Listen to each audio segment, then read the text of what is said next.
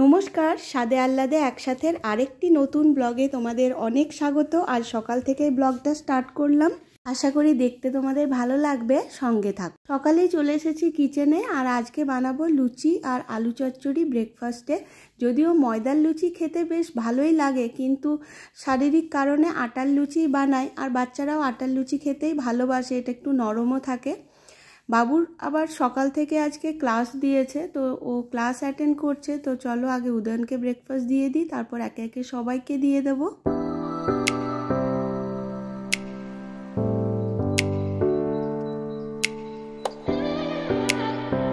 কি করেছ?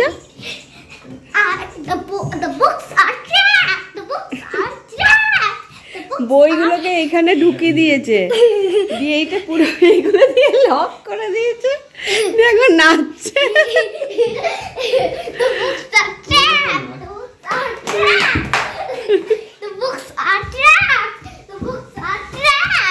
শুনছো?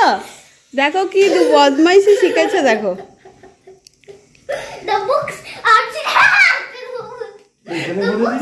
এইখানে ভরে ওইগুলো দিয়ে লক করে দিয়েছে, দিয়ে বলছে বুকস আর ট্র্যাপড।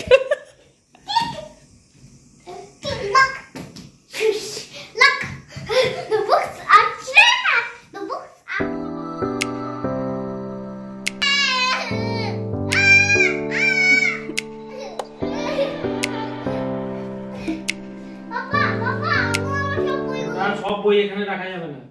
হ্যাঁ, সব বই ওখানে ঢুকিয়ে দিয়ে তোর পড়াশোনা বন্ধ করার চেষ্টা না? খুব বদ না। আয় আয় আয়, তরমুজ খা। এটা ওতে এগুলো দিয়ে দাও। কিগুলো? ওই সেই নুনের মশলাগুলো। বাবা আবার টুথপিক দিয়ে দিয়েছে, টুথপিকটা উল্টো লাগিয়েছে।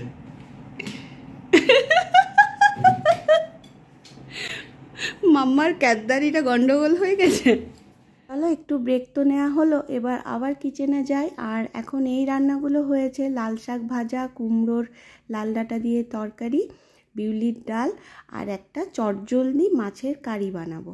তো তার জন্য পেঁয়াজ, গোলমরিচ, টমেটো, রসুন, আদা, দুটো এলাচ, এগুলো নিয়ে মিক্সিতে একটা ফাইন পেস্ট বানাবো। এটা একই সব মশলা পড়ে, কিন্তু এটা খুব ঝটপট রান্না হয়ে যায়, বেশি টাইম লাগে না।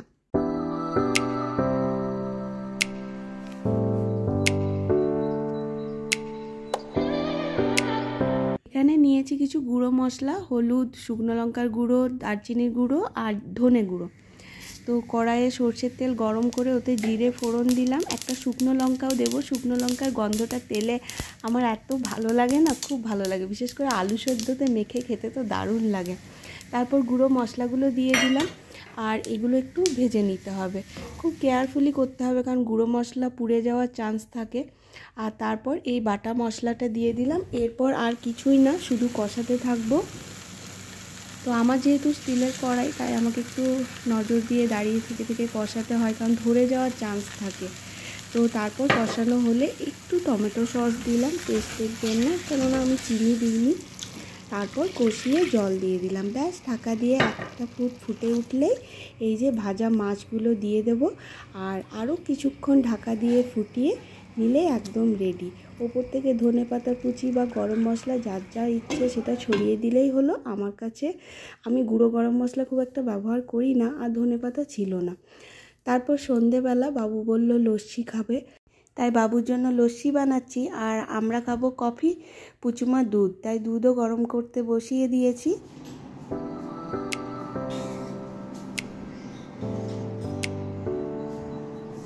খেয়ে দেখ,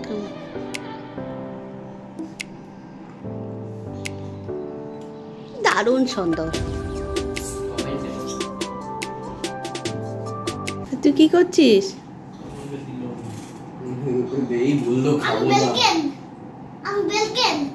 বাবা, বেলিকেন কি? ফ্যালকন।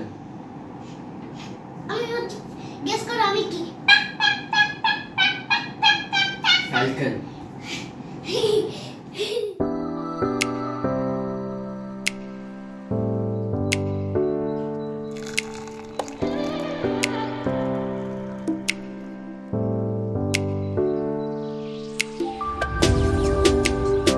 আজকে রাত্রিরে বানালাম দই দিয়ে সয়াবিনের কারি, আর এখানে হচ্ছে রুটি। একটু তুলে রেখে দিলাম টিফিন বক্সে, উদয়নকে কালকে অফিসে দিয়ে দেবো। এদিকে কিচেনের সমস্ত কাজও শেষ। তো আজকে ব্লগটাও এখানেই শেষ করলাম। ভালো লাগলে লাইক শেয়ার সাবস্ক্রাইব করো। বাই।